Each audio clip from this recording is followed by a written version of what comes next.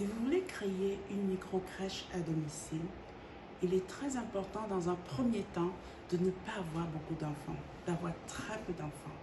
J'ai même envie de dire 2, 3 maximum enfants. Pourquoi?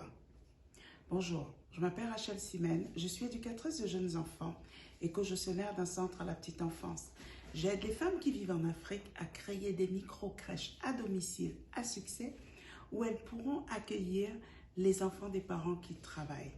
Avant de répondre à la question à laquelle pourquoi il est important d'avoir très peu d'enfants quand on ouvre une micro-crèche à domicile, je voudrais vous rappeler que du 16 au 20 novembre 2020, j'organise un challenge gratuit dans mon groupe Facebook où je vous montrerai toutes les étapes pour pouvoir créer une micro-crèche à domicile. Je vous montrerai comment avoir la confiance des parents et je vous montrerai comment accueillir les enfants. Et c'est savoir accueillir les enfants qui feront vraiment la différence entre vous et les autres micro-crèches à domicile. Alors, pourquoi il est important que vous ayez un petit nombre d'enfants? Premièrement, cela vous permettra de mieux connaître les enfants que vous gardez. Cela permettra de mieux répondre à leurs besoins.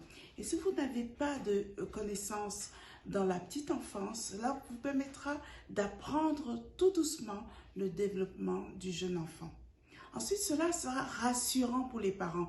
Moins il y a les enfants, plus les parents sont rassurés. Pourquoi? Parce qu'ils sont convaincus que vous vous occuperez mieux des enfants. D'accord?